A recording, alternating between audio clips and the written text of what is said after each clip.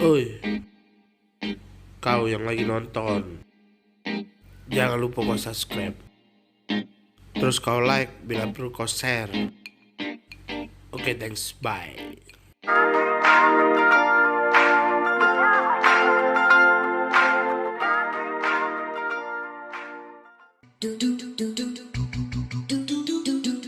ألا يلا بنظرة من العين الرحيمة تداوي كل ما بي من أمراض سقيمة.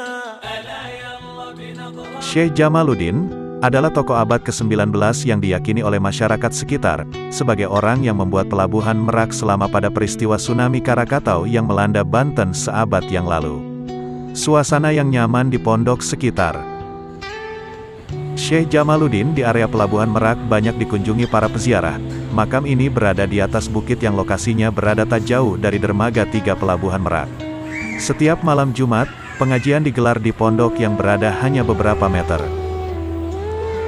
dari makam tersebut. Mereka yang mengikuti pengajian ini tak hanya warga Cilegon saja, beberapa di antaranya dari banyak masyarakat di luar Banten. Syekh Jamaluddin adalah tokoh ulama besar ke-14, yang memiliki wawasan keagamaan dan ilmu pemerintahan yang tinggi.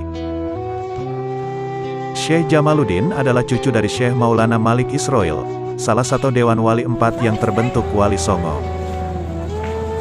Dalam zamannya, Syekh Jamaluddin banyak berjasa dalam melawan penjajahan Portugis, khususnya di perairan Selat Sunda. Namanya sangat terkenal hingga Malaysia dan Singapura. Beliau dikenal sebagai Syekh Putih karena konon selalu mengenakan jubah putih.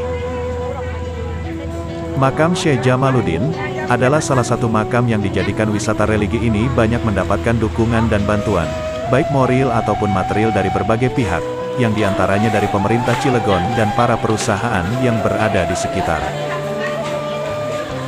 Selain itu, keberadaan makam Syekh Jamaluddin yang banyak dikunjungi, baik dari para peziarah dalam kota maupun luar kota, dapat meraup rezeki para pedagang setempat, baik pedagang makanan maupun souvenir.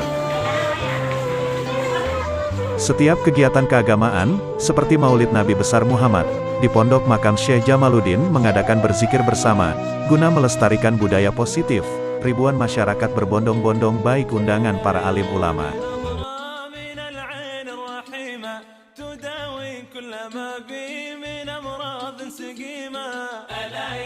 بنظرة من العين الرحيمة تداوي كل ما